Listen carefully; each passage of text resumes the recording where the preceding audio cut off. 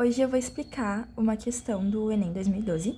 O enunciado fala o seguinte: uma empresa de transportes precisa efetuar a entrega de uma encomenda o mais breve possível.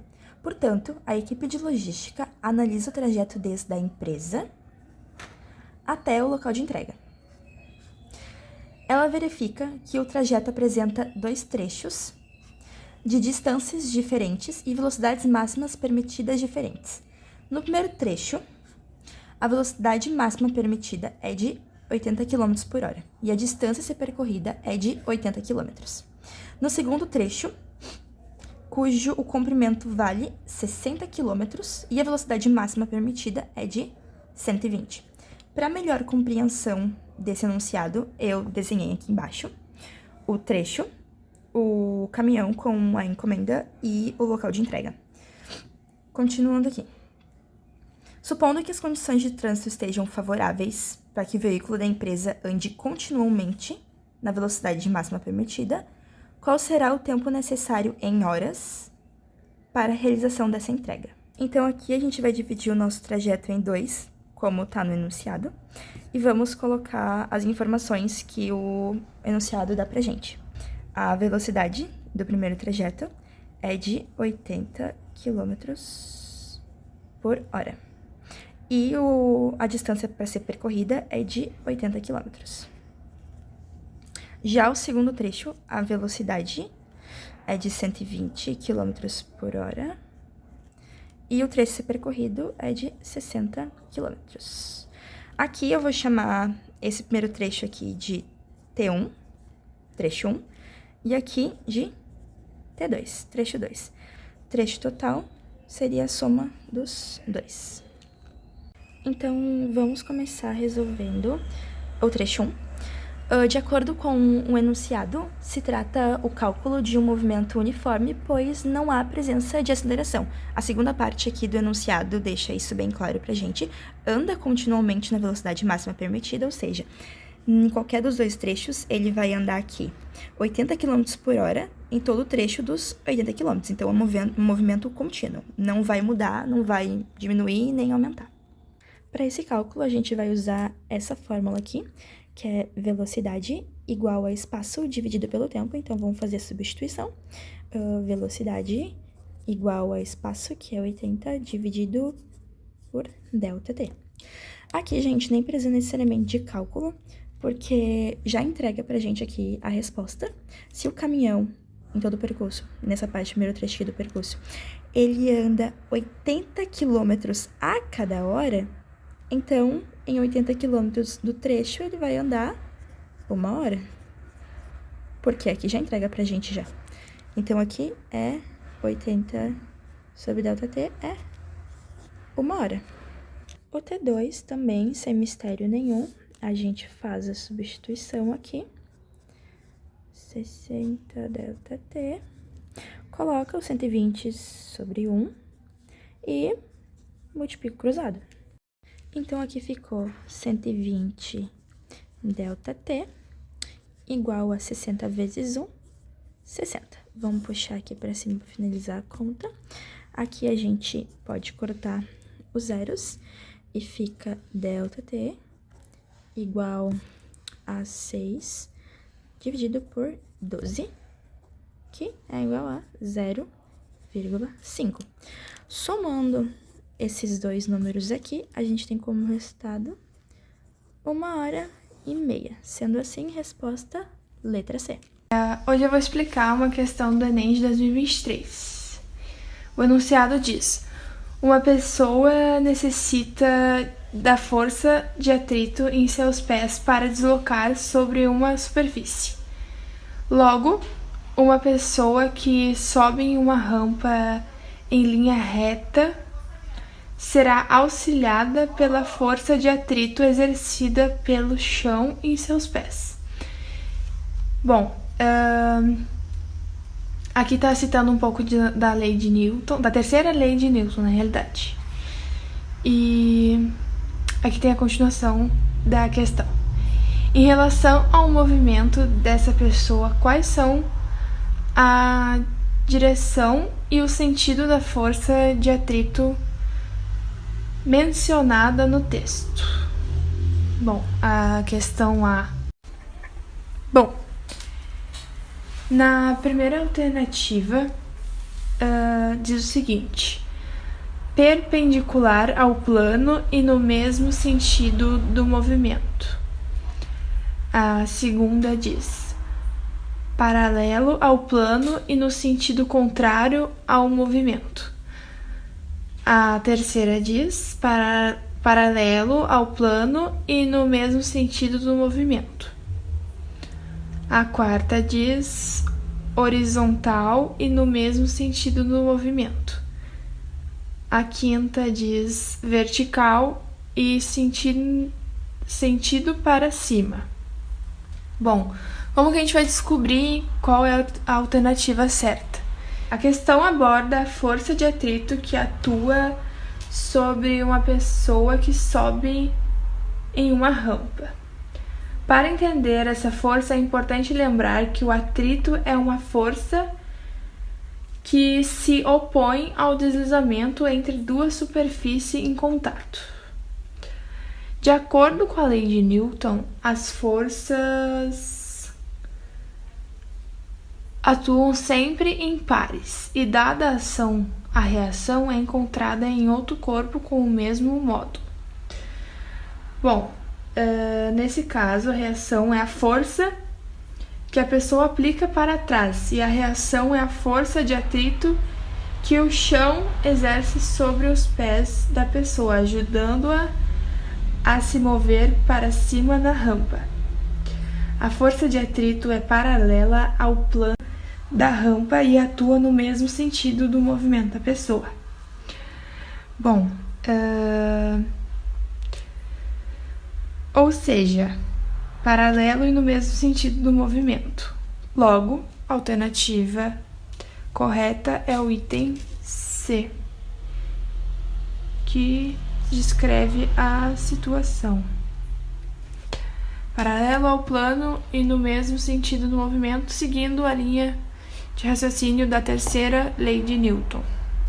Bom, hoje eu vim para resolver a questão do Enem de 2011, certo? E onde diz assim: para medir o tempo de reação de uma pessoa, pode-se realizar a seguinte experiência: mantenha-se uma régua com cerca de 30 centímetros suspensas verticalmente, segurando-se pela extremidade, suspendendo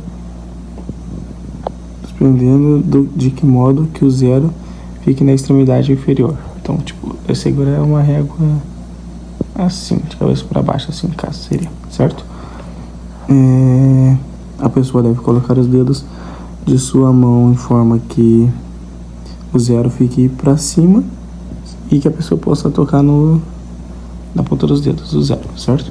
Então aqui a gente vai tentar somar porque o tempo que a régua cai é maior do que o tempo de reação, certo? Então aqui eu já também o tempo de reação seria 0,30, 0,15 e 0,10.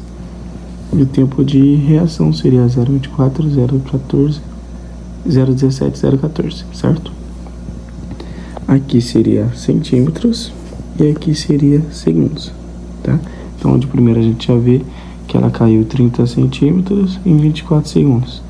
Caiu 15 centímetros em 17 segundos. E caiu 10 centímetros em 13 segundos, ok? Como que a gente vai calcular isso? A gente tem que saber que a forma do movimento variante, que é a da queda livre, é no movimento uniformemente variável, certo? Que seria a fórmula seria delta S ou delta H, certo? Então, vou botar aqui delta S, certo? Mais igual VOT mais a aceleração e o tempo ao quadrado vezes 2. Essa aqui é a fórmula da movimento de queda, que se chama movimento variável, movimento uniformemente variável, que é o movimento de queda, certo? Mas, como a gente está falando de queda, a gente vai ter que cortar esse ΔS, vira um ΔH, por causa da queda, certo? Essa aceleração, como está caindo, seria da gravidade. Então, a gente cortaria esse A e baixaria como fosse um G. Por causa da gravidade, viraria um G, certo? Ficou meio estranho, caralho. Um G. Isso aqui, como a régua estaria parada, estaria no movimento de início, né? E de início seria um zero. Então essa aqui a gente pode cortar e o movimento seria zero, certo? Então agora a gente já viu que mudou. Então agora a gente vai ter que botar tudo em padrões. Como que ficaria? Ficaria então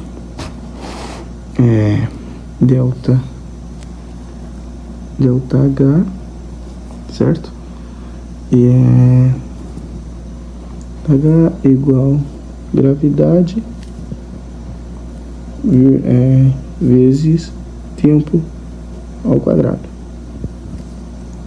Essa aqui seria o resultado, certo? Isso aqui é a forma. Mas por quê? Porque a força do peso da régua tem valor constante, o que será um movimento acelerado, já que a massa, a aceleração da gravidade não muda. Então, ó, sabemos, tipo, seria o peso. O peso é igual massa e gravidade.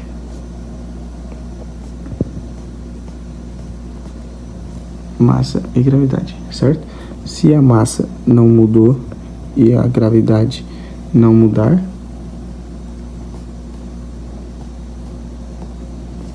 isso quer dizer que ela está em uma queda constante. Por que uma queda constante? Porque é uma aceleração constante, porque ela não muda. A massa, o valor da massa não vai mudar, o valor da gravidade também não. Então ela está a variável constante, certo? Então a letra certa é a resposta, a letra D. D. Fechou. Questão 15, 2022. Um pai fez um balanço utilizando dois segmentos paralelos e iguais da mesma corda para fixar tábua e uma barra horizontal. Por segurança, opta por um tipo de corda cuja tensão de ruptura seja 25% superior à tensão máxima, calculando nas seguintes condições.